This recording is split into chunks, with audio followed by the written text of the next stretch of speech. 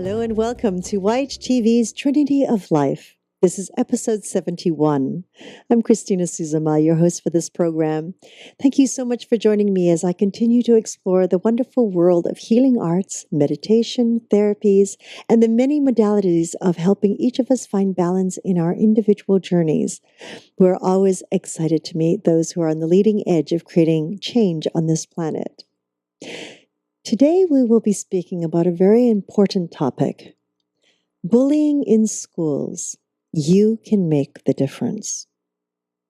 Now, at any time during this presentation, you can make a comment or ask a question of our guest just by scrolling down on your screen and typing it into the comment box. We will make sure that it will be relayed to our guest and we will reply with her answer. Today, our special guest has been involved with the Yoga Hub family since 2010, part of the faculty of our virtual World Yoga Meditation Conference that we have annually.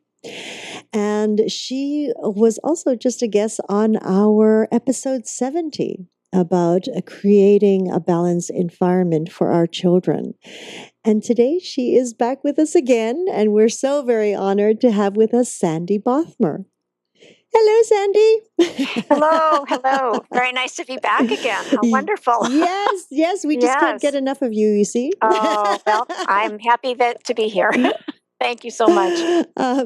So, Sandy, for our audience, of course, if any of you have not seen episode 70, I definitely recommend that you do so that you have a very good foundational structure of the discussions that we had about creating that environment for our children and for ourselves.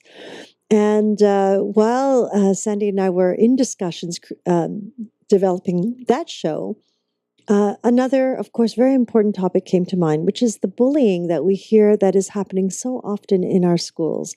And it's across the nation. It's sort of unbelievable to me. I think growing up, you never really heard of it. You heard of bullying, but not to this extent. So, Sandy, can you lead us in on this and your thoughts of why it has become so heightened in this past decade? Yeah, it's true. I think that growing up, we as adults probably experienced some of the teasing and maybe bullying that went on, but it probably wasn't to the degree that it is now. And I think any kind of teasing, if it happens and it's kind of a laughed at kind of a thing, if it continues, that's where the problem comes. And that's what we're seeing so much of. I think there's probably a lot of different reasons for it happening. It could be that in some cases, it could be that a child is replicating the kind of behaviors that they're seeing at home. There may be some kind of aggressive behaviors that happen within the family system. Sometimes I think kids maybe just don't know how to handle the feelings that they're experiencing. They may have really strong emotional feelings of anger or frustration and haven't had guidance and how to handle them, what to do about it. There might be times where, maybe it's sometimes involves the family just not being as available in some situations, having to work more than one job. And that not getting the kind of attention, perhaps, that they needed, that there isn't as much awareness on the parents' part because they're not around to really notice what's happening with their child, to notice if there's changes in what their behaviors are, if they used to be kind of happy and all of a sudden they're a little more moody. I mean, life puts us in certain situations and we may have to do those two jobs, but it's possible that could be a piece of it, that the adults in the child's world just haven't recognized some behaviors, some clues that something is not right with their kid. I guess there's a lot of talk too about some of the video games, some of the handheld technology that the kids play, these violent kinds of games. And so perhaps some of that enters into it. Maybe some of the things that are on television, if a child, unbeknownst to the parents, are watching something. So I think some of those might be factors that play into it. There may be others. But it's so But funny, Sandy. The just recently, of course, having a child and seeing some of even the animation, and then I look at yeah, some of the Bugs Bunny and Warner Brother animations that we used to watch. I well, go, some of those were pretty violent too. yeah, that's that. Which back then too.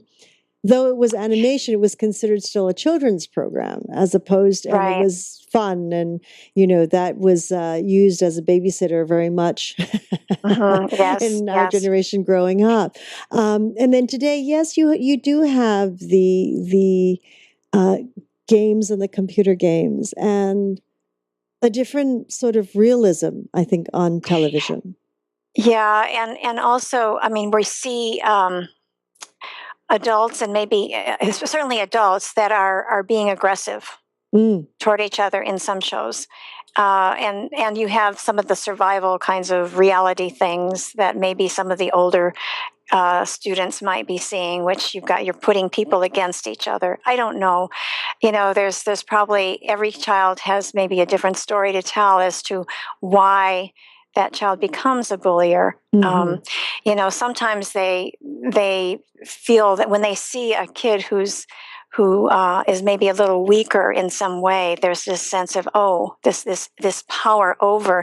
We have that power center in our solar plexus, and it can be used in a good way, or it can be used in a bad way. So when it's power over someone else and trying to hurt them in some way, that's not a good thing. That's where that bullying comes in. I often wonder too if just the world that we live in that has so much unhappiness and so much trauma going on. There's the news programs. Hopefully, our young children aren't seeing what's on the news, because that can be upsetting. In some cases, it might be, oh, look at that person's getting attention because of some terrible thing that person did. And that might be just what someone needed who wasn't in the right place, who maybe mentally and emotionally was in a difficult spot, that would Right. just say, oh, that might not be a bad idea. Right. Maybe I could get some fame that way. Nobody likes me. Mm. So I don't know that I would have a perfect answer for that. It just seems like there's a lot of factors that might enter into why this happens. And some of it, I think, might be, that we're missing something as adults in the child's life. Maybe we're not noticing some aspects of who they are and what they've been doing, and that I think we probably all need to look at with regard to ourselves and those young people that we are connected to, whether it be as parents or grandparents or teachers or friends of the family. Well, what's also interesting is I've noticed, having and working with my child, I was kind of shocked the other day. I was driving in the car.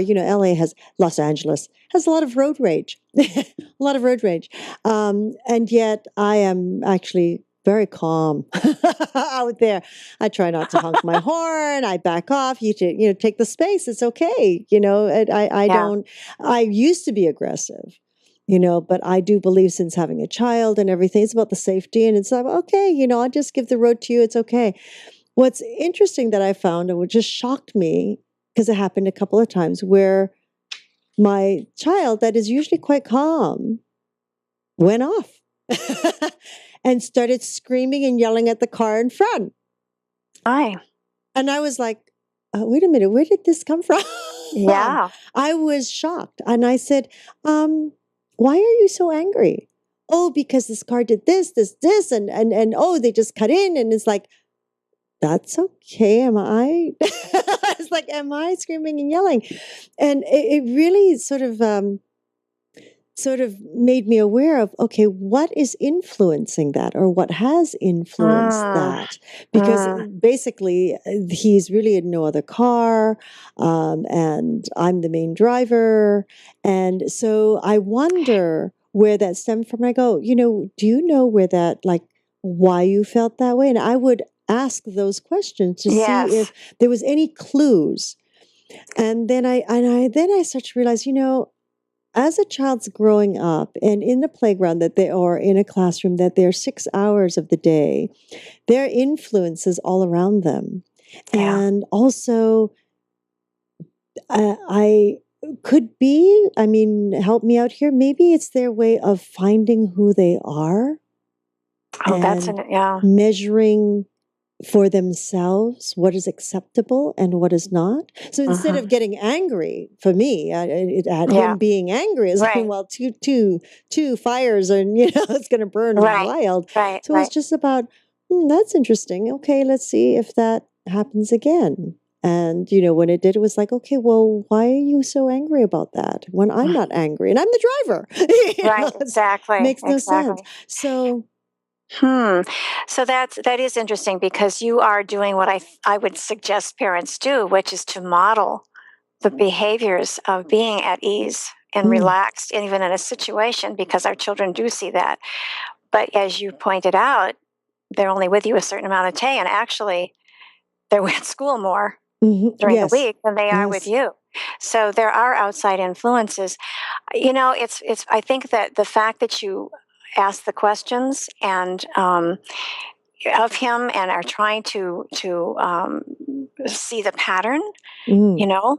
It might even be worth asking sometime. Well, how do your friends feel about that? Do you know if any of your friends get upset like that? I mean, I don't know. Trying to puzzle out where that kind of feeling is coming from, um, and maybe it is just figuring out the world, Mm. but noticing. He's still going to notice that you're not getting upset, and Mhm. and maybe it's good to remind him of that. Yeah, so what? It's okay. We're going to get where we're going. I mean, just take that attitude. But I guess I would continue to notice that Mhm, and see if mhm. those kind of angers, continued. And then if they did, or you might even want to talk about, well, when you do when you feel that kind of anger, where is it in your body? How are you feeling Mm. that in your body? Where does that live in there? That anger about the car, if that keeps to being the thing, or if it's anger about something else, and Mhm, then try mhm. to figure that out. And then, well, does that feel good to you? Does it feel good to be so angry about the car being, does it really matter? And if it does matter, well, then we need to look at that a little bit further. Well, you won't be Especially, driving till you're 20. that's right. Not if you're going to have road rage. Yeah, I Yeah. know. Yeah, it's Oh, it's oh, very interesting to me where and how the children react. yeah. And I think usually, or I don't know if I should say usually, often children react in a way that they've seen Yes. front of them, that they react to what they see at home. I mean, and that's Mhm. just so important to be thinking about how you are in your home. How are you with your spouse, your partner? How are you when you're out shopping, and are you courteous to the store clerk? The honking the horn thing when there's no really reason to. I mean, those are the kinds of things that the kids pick up on, I think, and they'll think, well, if mom and dad do it, then it's okay. Mhm, mhm. If dad or mom are mean to one another and say hurtful things to each other, then it doesn't matter. I can, if I don't like what someone's doing, I can say hurtful things to them. Words have a very, very deep effect on Yes. us, and they don't go away all that easily. So I think teaching our children about picking their words carefully, and it's okay to be angry. It really is okay to be angry. It's how we Mhm. work with it, how we show that, how we express it, what we do with it, that makes the difference in Mm. in how we are in our environment and those that we interact with. Mm, mm, yes. Mm. So with that in mind, and of course, then I always see the children who are getting into fights continuously, and I go, it's like how can my child among 650 other children not see this, not have some kind of influence just to create their judgment or their perspective of what's happening. Yeah, I think that certainly does happen. We can't protect them from seeing these things. However, I think we can have the discussion. Hmm. When you talk about things that maybe he would bring up to you that, oh, there was so and so got in a fight today, and you could talk about that happening. Would there be a better way to handle their argument? Because some kids, I don't know if they know how to cooperate and learn. They need to be taught that. So if your child isn't involved but he sees it, that's a good time to talk about, what that was all about. Do you know why they were fighting? Do you think that was a good way to handle that? How could they have done that differently where nobody would have been hurt? Right.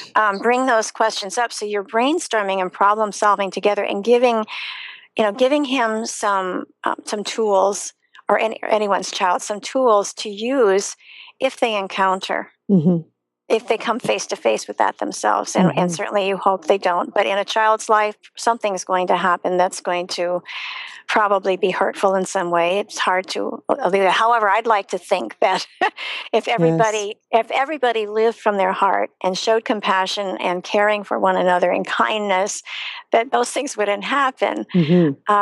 That's certainly the ultimate. So as many of us as can bring that into our own lives and instill that sense of being caring people and honoring people and respecting people and accepting people, even though they look different or they act differently, that I would like to think would ripple out.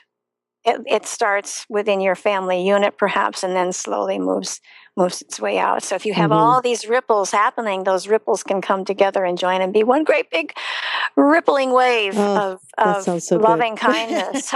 I mean, that's the ideal. I mean, do we have that in our world right now? In some little pockets, we probably have pockets of it. Yes, I agree. Well, one drop is 1,000 waves, so that's it's right okay. There. It's okay, one step at a time. Yeah. How as suggestions from you on as parents, as teachers, how can we support these children that are being bullied? It can be very traumatizing. I mean, there was a saying a while back saying, children are really cruel. Yeah, because they know the basis of what it is, and they've heard it, and so they're repeating things, and it can be, it's like, oh, I heard mommy say something about so and so, and they bring it to school because that's what I'm saying. They're testing that. Yeah, their boundaries. They're kind of creating it. So, I'm going to just say this because the adult said it. So it's got to be okay, right? Right. So how can we support our kids if they're being bullied? Yes. Well, I think we need to, first of all, if we find out that our kid's being bullied, it upsets us. It's like, how could anybody do that to my child? I mean, I think that's one of the first reactions is, oh my gosh, how could that be happening to my child? So we have some of our own angst and maybe anger about this happening to our dear child. So I think we have to first bring ourselves to a place of equilibrium before we talk with our child. So finding ways to bring ourselves to a place of balance so that we can talk with clarity and be at ease and try to find out what's going on. So then I would really I'd want to sit down with them and listen. And I think there's different ways of listening. I think we can listen and not really be present. But I would like to think in a certain situation like this, we really would be. But, sometimes there's all kinds of other things going on too. But listening and really hearing what they have to say and honoring what they have to say. Listen to their story, repeat back to them. I understand you are really afraid to go to school tomorrow because Justin said some nasty things to you and he threatened you. So that so that they're hearing it, you're acknowledging that you heard what the worry is, and it's a real worry. And then let them know, that you will support them, that you will help them figure out what can be done about this. I mean, and that feeling of being supported starts really young. that our kids have that sense of support. Hopefully that's established in the family already before a situation like this comes up, because a kid may not even want to talk to you about it, might be too embarrassed about it to be able. So the framework and the foundation for being able to be open and clear and not afraid to talk to your parents has to come really early. So we have to I'm assuming that that's already there. So you're going to want to find out as much as you can, talk to them about it, let them know you support them. Try to come up with some ideas. You may need to talk to the school, if it's happening at school, to the teacher, the school counselor. There's oftentimes a little bit of a worry on a child's part about that, because what if the bullier finds out they did it, and then it might be worse. But I think, if this is a pattern that's happening, certainly if it's a pattern that's happening, and your child is now afraid to go to school every morning and is in tears or whatever, is looking, not eating well, it's gotten to be too much. So some of the authorities probably need to be, involved in what's happening. So to back up, we need to be calm. We need to listen to our kids, repeat back what we think we've heard them say, so that we get the story straight. And then we have to, take that action, be supportive, contact those. Trying to think of something else, just to talk about the strategies. I mean, there are certainly a number of probably websites and different books that will offer strategies, but one of them is to do, say stop and then leave. Bullies like to get a rise out of you. They want to see you feeling uneasy. They want to make you cry. They want to see you get all upset. So I would say probably to try to keep as straight a face as you can and hold those tears back until you get home. Try to do something like that. That may or may not work, but it's worth trying. Sometimes having a friend with you, having a buddy system, being with another friend when maybe it's happening on the way to the bus stop. So maybe hopefully you might have a friend nearby that you could walk with, and maybe it'd be less likely to happen. I don't know. It depends. There's so much talk these days about the cyberbullying and all these things that are happening on social media. I mean, so often we hear tragic stories of people who've been bullied and do terrible things to themselves. And so maybe there's a piece also of monitoring, what's going on with the social media, with, texting, all those kinds of things. Look to see what kind of websites, especially with older students, look to see what kind of websites they're visiting. So I guess it's starts with the listening to them. The story has to change. It's changing the story. And how do we change that story? Well, first your kid needs that support and help from you, and he needs to know that you're there and you'll help him. And hopefully he's learned that along the way. And then you take some of these other actions. Does that seem like, and then also maybe there's techniques that you could work with them on just to relax themselves, because they're nervous and uptight and anxious probably. If that's happening, they're afraid. So, there might be different things that they could do to work with breath work. Sometimes if they like to draw or color, sometimes just coloring in one of those mandalas, those coloring mandalas, is just very quieting and can change your state of being very easily. If that's something they like. They may even want to create their own. They may even need to just have a big paper on the floor and scribble markers all over and not make anything, but just get it out of the body. Move it. I think the jelly bounce. The jelly jiggle. the jelly jiggle. Yeah, that's,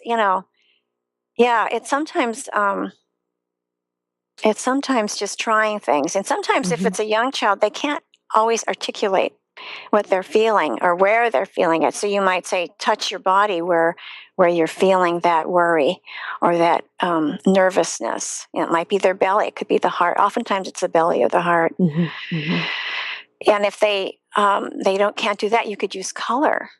how when this happens to you, what is it? What color is you? What do you see? What color is inside your body?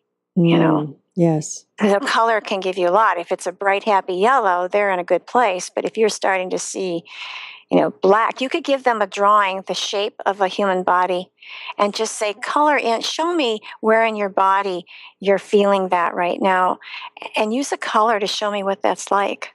That would depict that. Well, so that's very powerful, especially with young ones that cannot say what they need to say. What do you think about having a child learn self-defense? The reason being I ask is because I can hear it where a lot of parents or fathers, you have to just stick up for yourself and stick up for your rights and stand, be a man, stand your ground. We can hear that. The techniques that you're sharing right now are actually very for some, it might seem like it's in a bit of a woo-woo world. Like breath and color and, the outlet. And I think that is shifting. There's a huge paradigm shift where people are becoming more and more aware and starting to go, okay, well, let's calm everything down so that we have clarity. Yeah. But you still have those other oons that are like, okay, go in there. The daylights out of him. Yeah, right? It's like, okay, show him first. Don't wait. You can hear that. Well, from my perspective, I'd like to think that taking care of yourself and being soft and quiet is going to do a lot more than doing more violence. So if we're defending, I get the idea of defending yourself, but you can defend yourself. I think those other ways of walking away is defending yourself also. I'm not so sure that punching someone back, you're just letting the cycle continue, so that you pound back, he pounds back, you pound back, and somebody's flattened, and that's the end of it for that day. But then you've perpetuated that sense of anger and aggressiveness, which I'm not so sure is a good idea. I don't know. I guess I'm thinking of the Dalai Lama, who wants to get at let there be kindness and Thich Nhat Hanh and being kind, the kindness ruling the world, coming from that place of kindness. Now, when you're in the place of being bullied, it's hard to be kind, but you can be kind to yourself. And so if you start with being kind to yourself and taking care of yourself, I think that moves you in a good direction. Martial arts. You're right. Martial arts, a lot of kids, boys and girls, are involved in martial arts. And that has a lot to do with control of your body and the energy of your body and how to use that energy. Yes, there's power movements there, but it's a discipline. It's a discipline, yes. It's a discipline. And honestly, I know that the children that learn that discipline, they also learn not to use it. When they have a very good instructor, it's about you're being taught this as a discipline. You're not being taught this to use this. Yes. And as their hope is you'll never have to use it.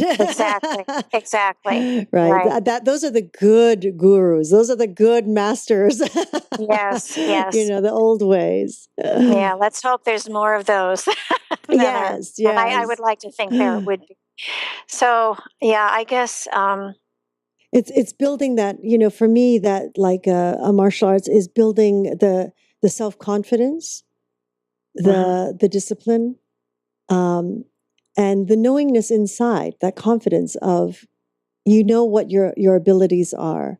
So it's easier to walk away as opposed to feel like you're cowering away. Yes, that's a good point.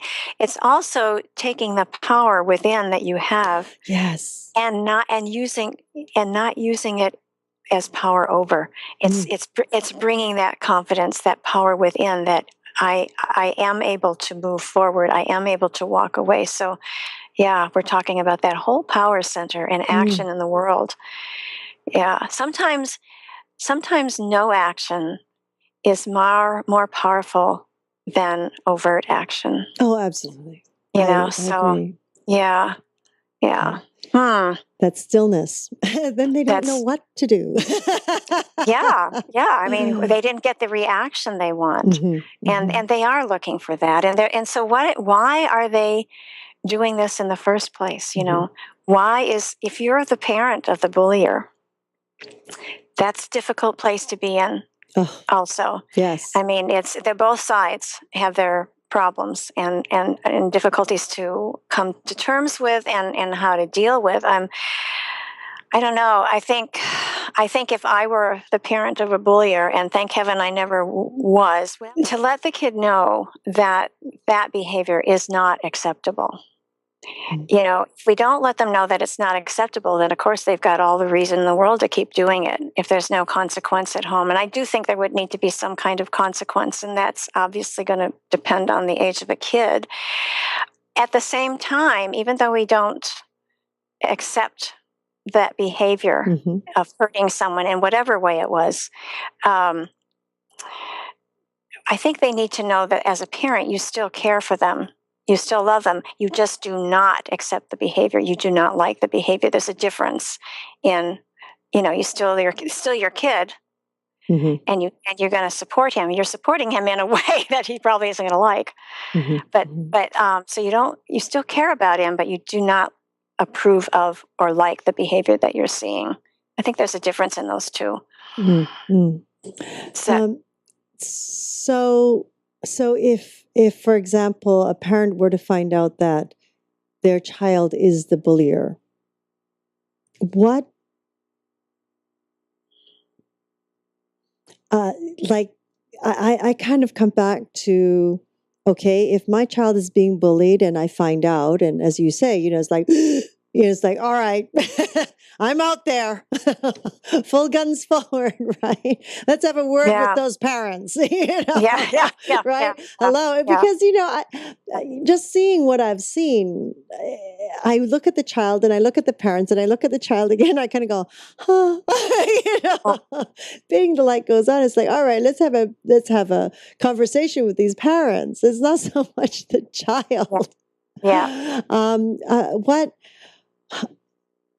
it's almost would be. I don't know as a parent which one would throw me off balance more. mhm, To find out my son was the bullier or my son was yeah. being bullied. Do you know it's almost like, wow. I mean, they're both Either, awful, but which yeah, one would really affect me even more? And I do yeah, believe, Sandy, because of who I am, it would really shock me if I found out my son was the bullier.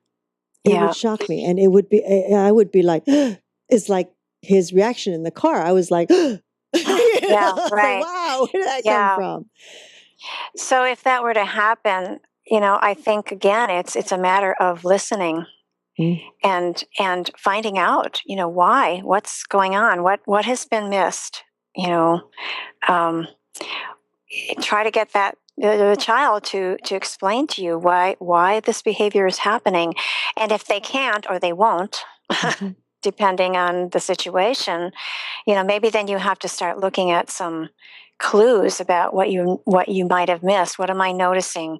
Depending on how the age, am I, looking at what they're seeing on TV, look at what they're seeing on the internet, those kinds of things. mm, And maybe you need help. Maybe you need to say, okay, this has happened. Obviously, you're going to be involved. If it's happening at school, related to school, there's certainly going to be something that's going on there where there's some communication there.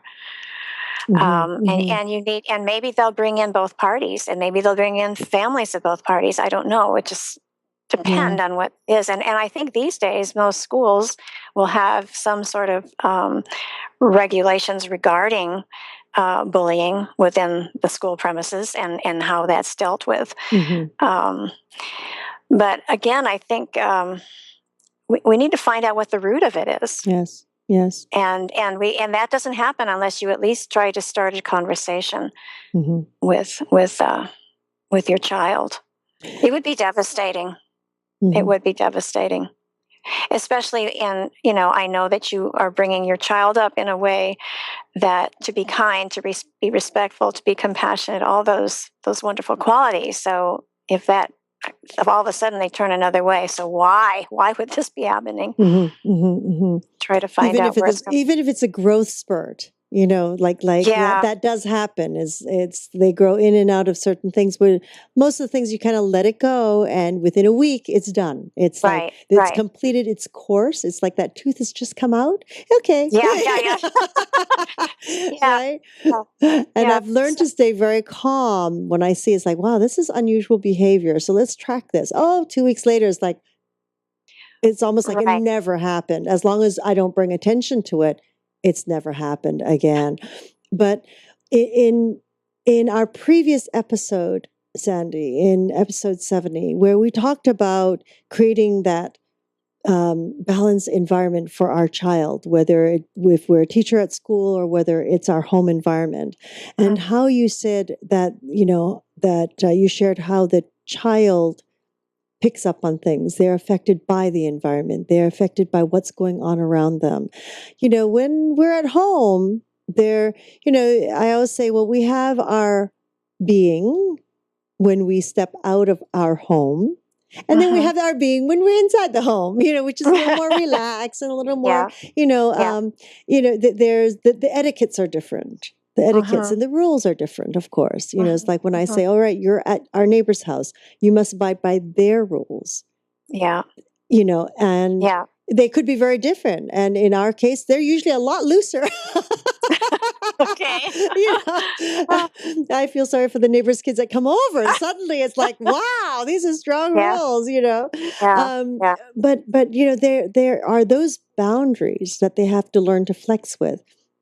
And just coming back on what you shared with us in episode 70, the bullying aspects of what happens with our child. I mean, clearly, a lot of it is established in the home environment, especially if our children are very young.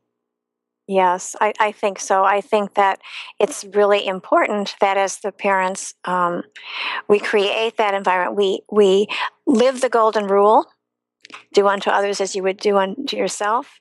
And that we live a life of showing compassion to one another and showing kindness, and in our family and outside of the family. I mean, we are our children's first teachers. And that will always be the case.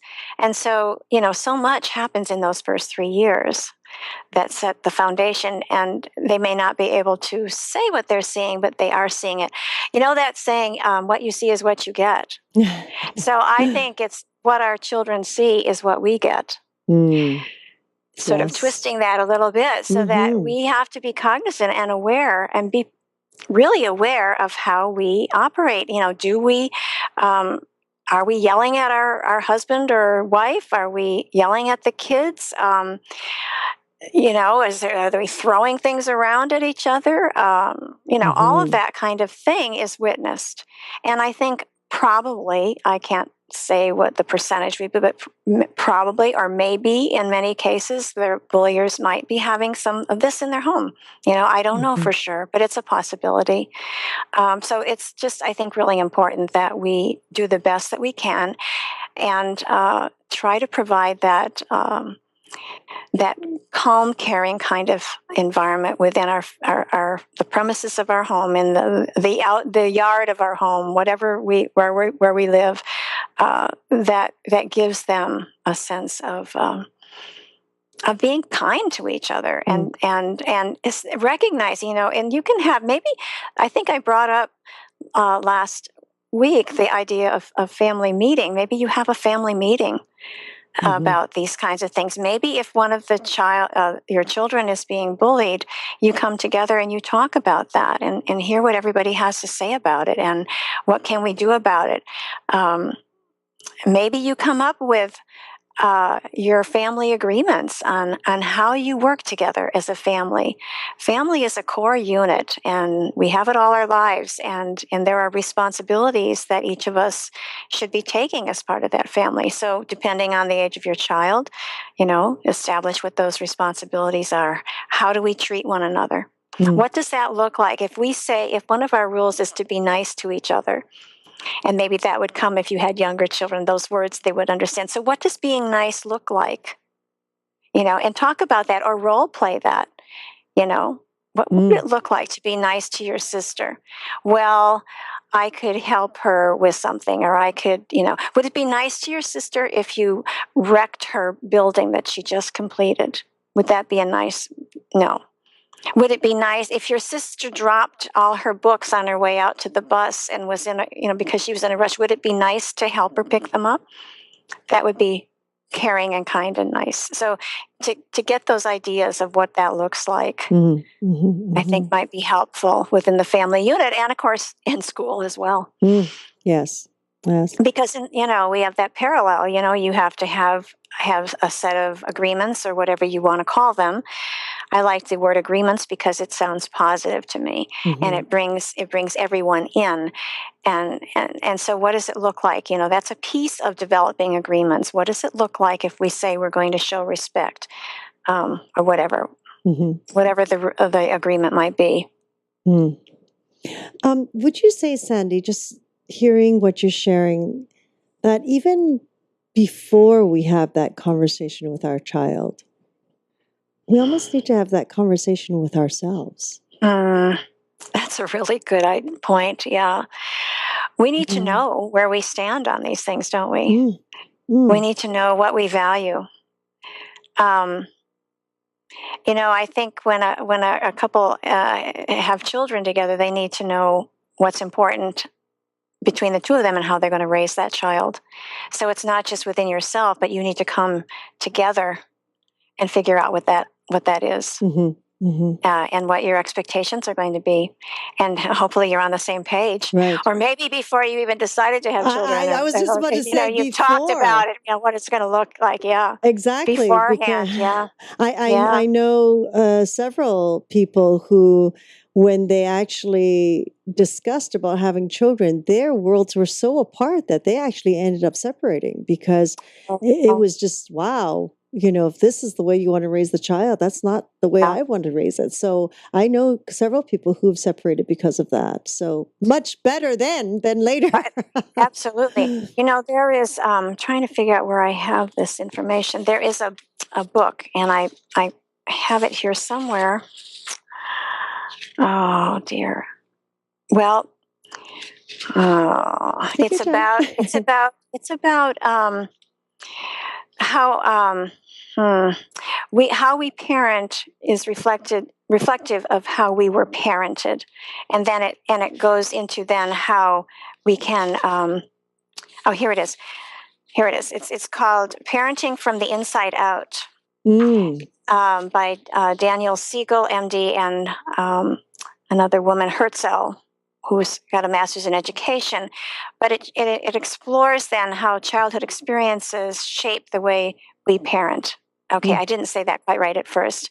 And then looking at our own history and how we can, use that to help ourselves foster more compassion in our own children and more resiliency, how to help them move through those tough times. Yes. I think that's interesting. I have not read the book, but I think it would be an interesting read because I think that so much of it's just what I said. What they see is what we get. So, how we have been raised, all of our history, all of everything that's happened to us creates who we are at any moment, and certainly impacts how we deal with our children, how we deal with the others in our family, our coworkers, our friends, everything.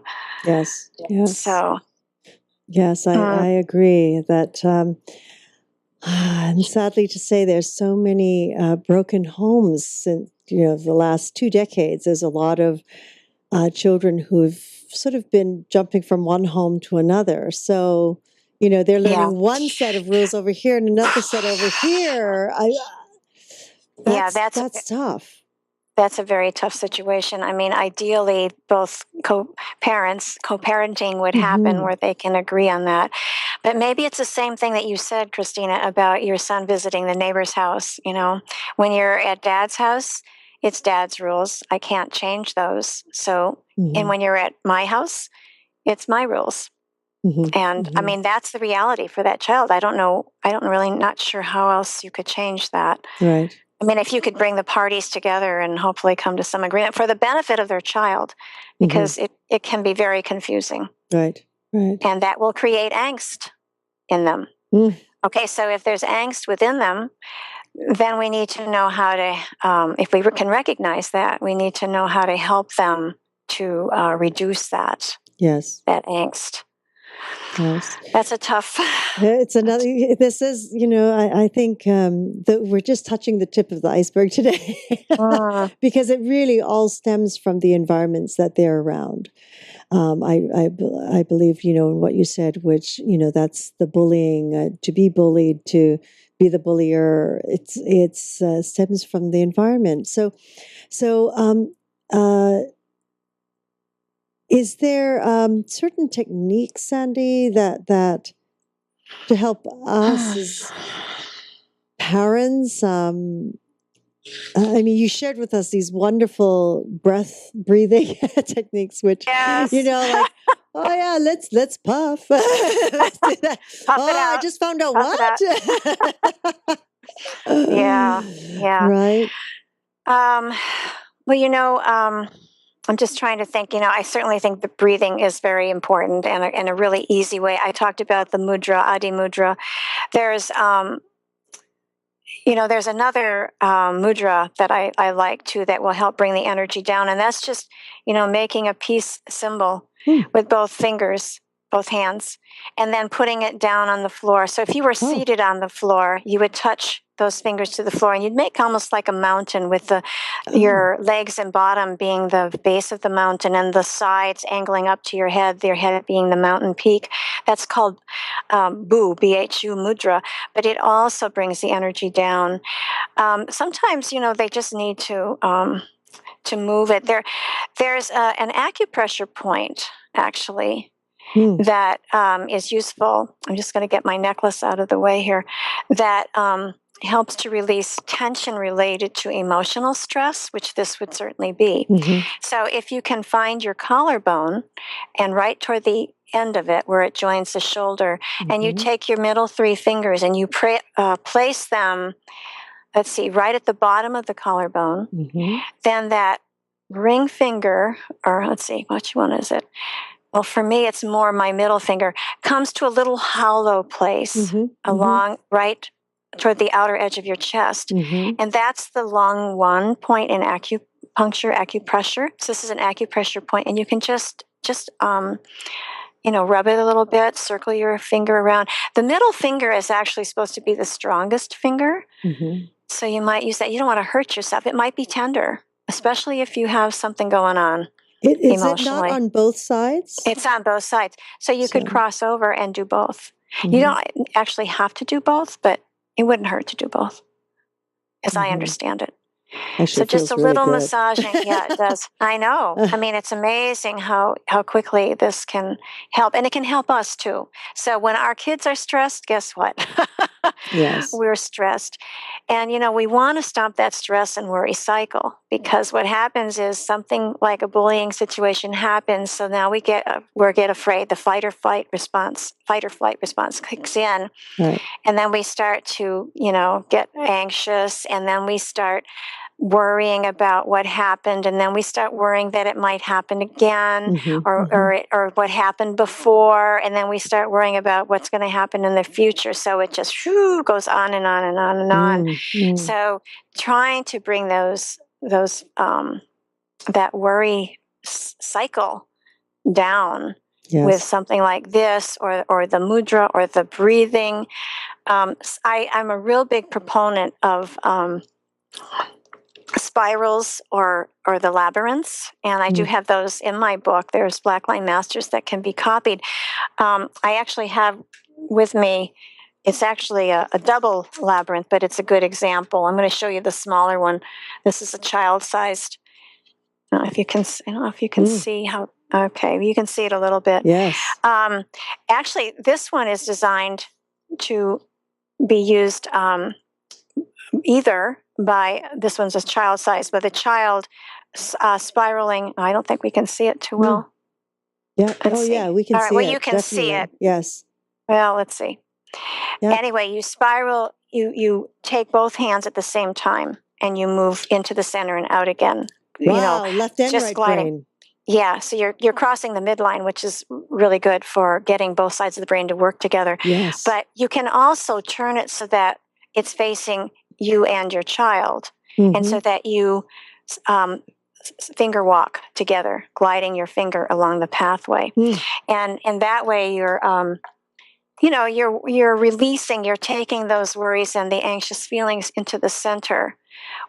The idea being that we leave them there and then are able to come out in a better way to move through the day and let the anxieties and the worries stay there. It's really a wonderful, wonderful technique. I mean, I highly recommend it. This is a man Neil Harris is the one who's developed the double into a path. He also has single labyrinths.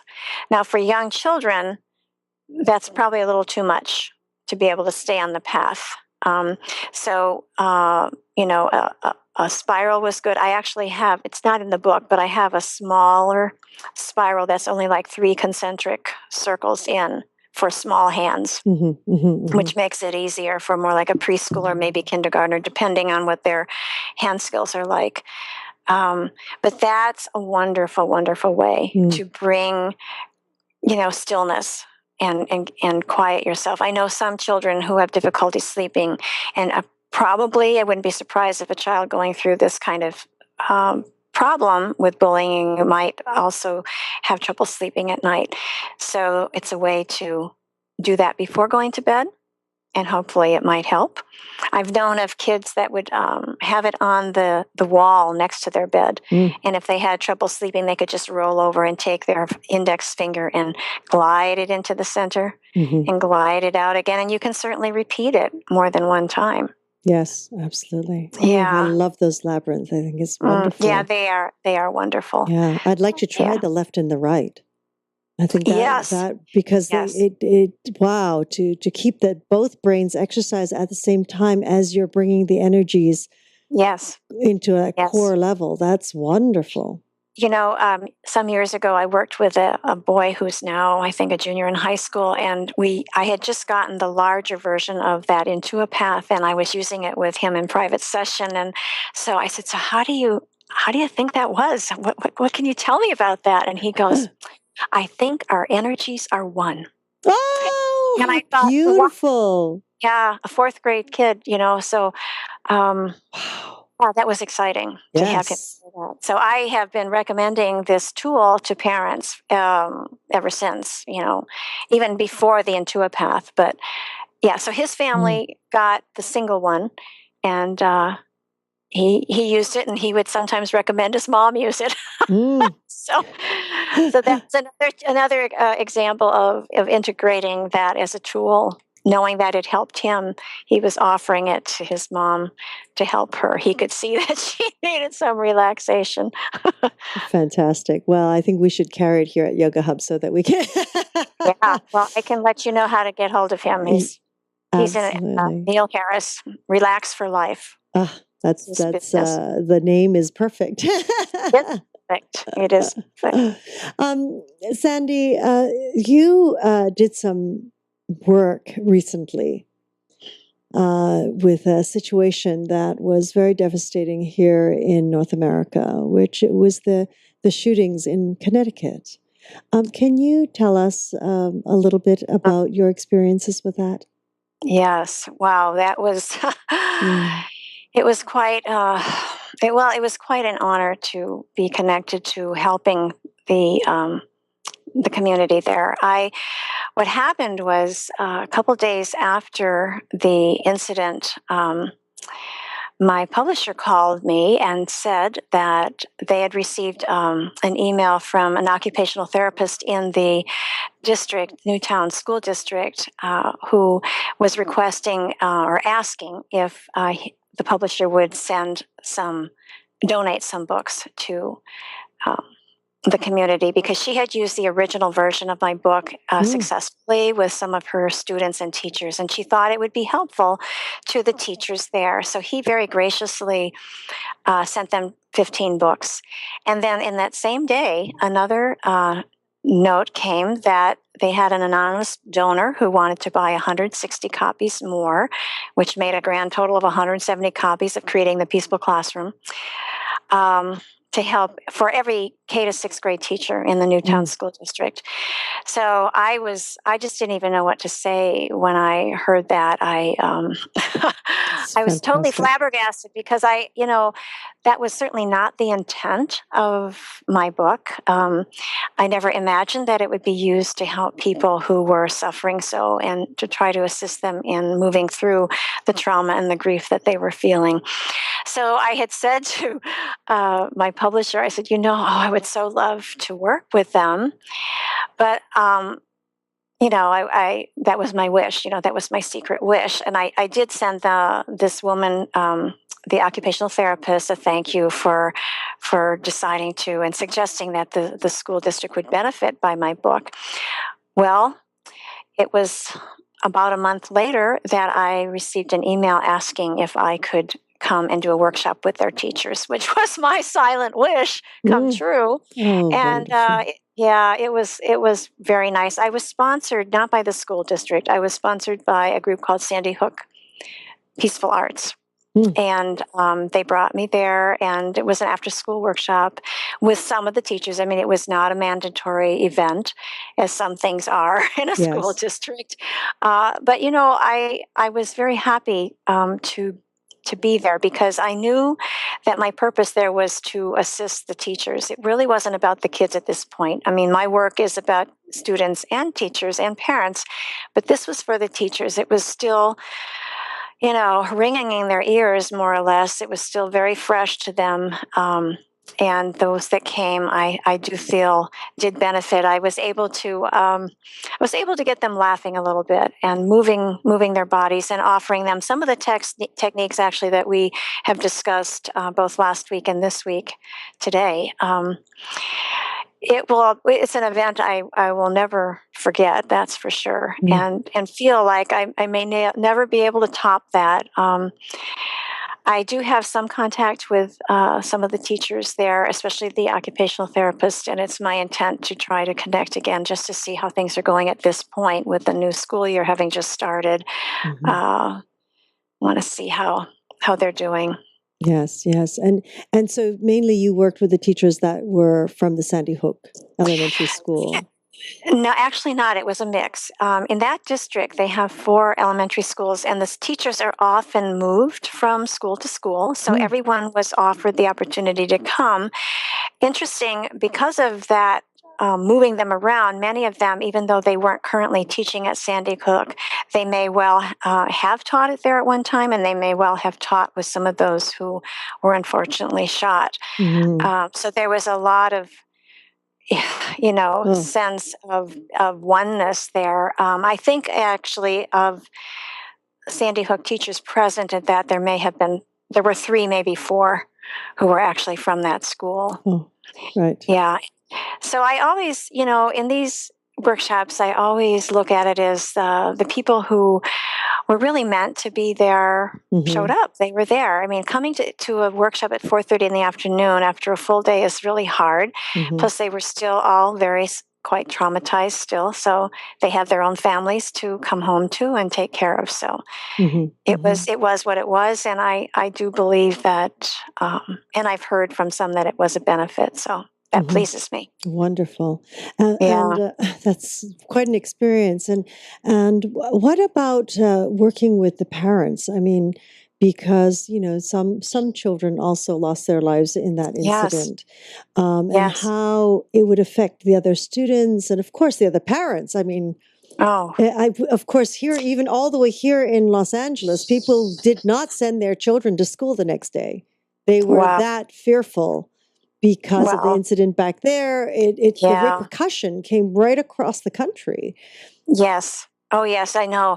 I don't know of too many people that would not have been aware of it. Hmm. Regarding the parents, I know there were many programs and different things happening for them. Mhm. There was a yoga studio that was offering, it was offering teachers free yoga. That wasn't parents, but I am aware of a massage that was being offered free. We went into the town of Sandy Hook and saw that there was still a sign out that said free acupuncture.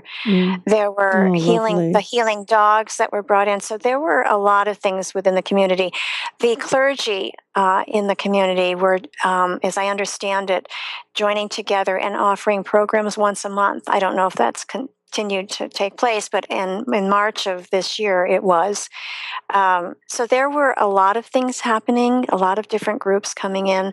I believe there was someone who's affiliated with the emotional freedom technique, the tapping technique, that was working with parents, maybe parent groups. I'm not exactly sure how that worked, but that was something I had been told. So yes, the parents the parents have a lot of healing to do, and they certainly have to figure out what the best way for that is for them. There were many opportunities, as I understand it, to help them in that process. Yeah. Wow. Well, blessed be for all those who came, such as yourself, to help them realign, rebalance after such an incident. And and really, I mean, when we look at it, of course, the true reasons will always be unbeknownst to everyone.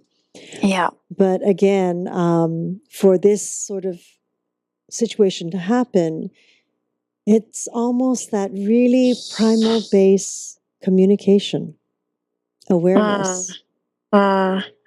Yes, which is what, I mean, I don't know. As you said, we aren't going to know for sure, but that certainly is an important piece and perhaps was missing in some form, something was missed. And I know there's a big call for more to be done in the area of mental health. And, maybe if at home, we are more present and more aware of ourselves, what's going on with ourselves and what's going on with our children, that will help this situation. Maybe if that were the case, the ripples would go out. Maybe we wouldn't need, certainly we need more things done with mental health, but maybe there wouldn't be as much call for it. I don't know. I just would like to think that some of it could be alleviated if we all, in our own way, become more self-aware and more observant of our children, the children around us, the people around us. But and also possibly a little more honest with ourselves, more truthful. I see every day at the school, I see where the teachers try to speak with some parents, and it's almost like they're refusing to see what is as well. Yeah, I hear what you're saying. It's so easy. We want to believe that our children are always, in quotes, good. And when they are most of the time, and all of a sudden you're hit in the face with your child did such and so, which was hurtful, and whatever way it was, it's like, oh, it couldn't be my child. But you know what? It could be. And I think we have to know that our kids are kids. And there are all these influences. We do the best that we can, but sometimes there's an outside influence, perhaps. I don't know. It could be something else that makes something happen. And we have to, I guess we have to maybe think that it's possible that our child might do something that was not appropriate. It's a possibility for all children. Yes, absolutely. Yes, we are human. We are human, and we're having these challenges so that we can learn what we need to learn. Yes, and we can have those technical difficulties as well. Yes. Definitely. Sandy, is there anything that we might have missed that you would like to share with our audience?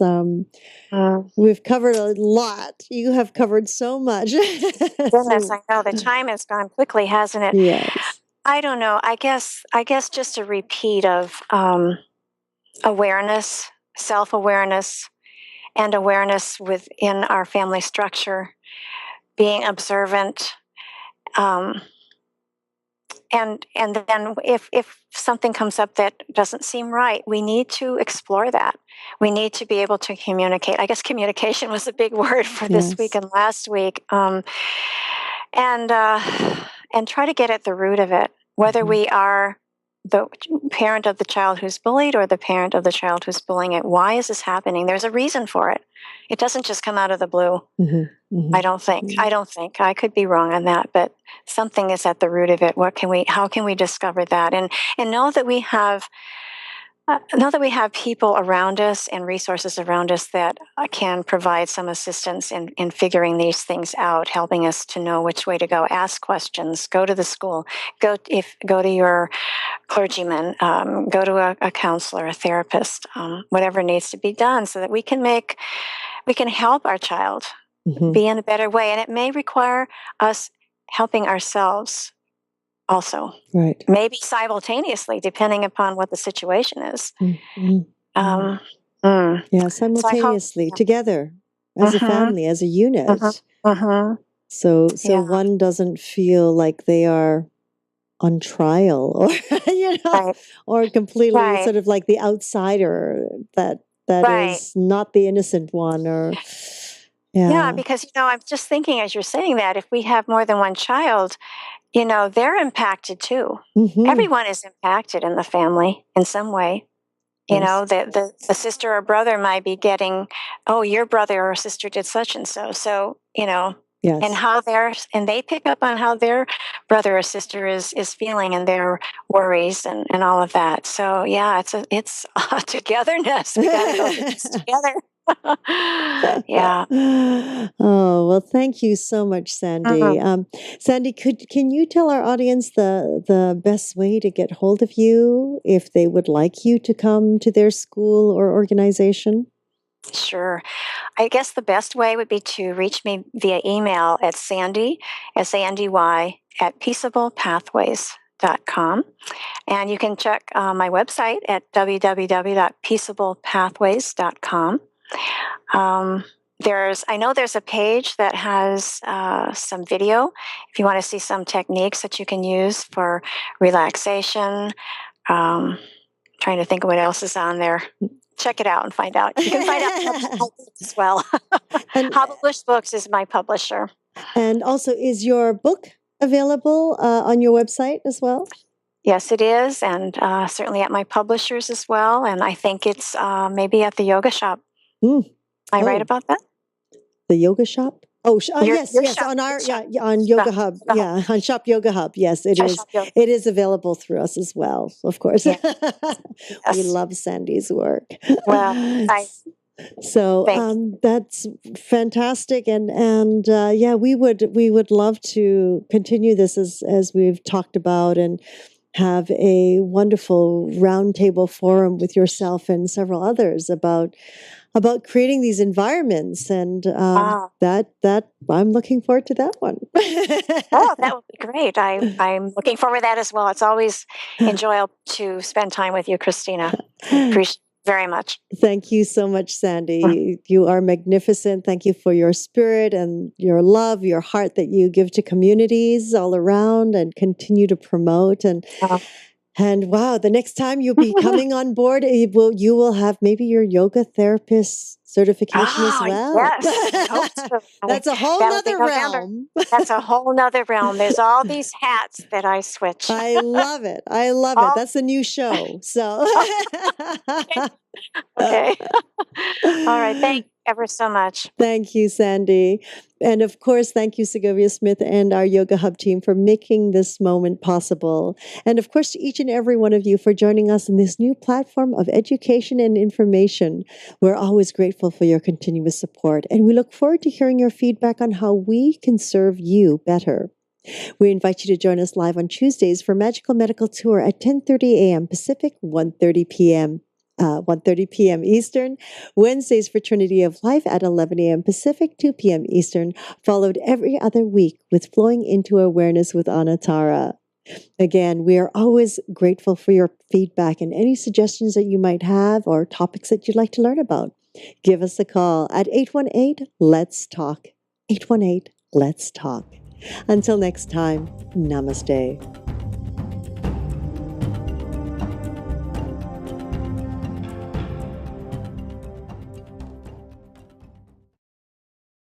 YHTV's Trinity of Life. Come join me, Christina Suzama, as I journey to find the many modalities that support individuals, from children to adults to elders, with topics ranging from health and wellness, meditation, and inspirational stories.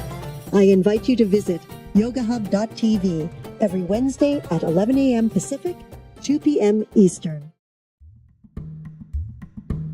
So, way. Sometimes in the circle I had shells or stones, and I would just, to make it easy, I would give them each one, and they would hold that in their hands and just sit quietly and connect with that stone, as especially even put it up to their heart. I mean, you could do that also.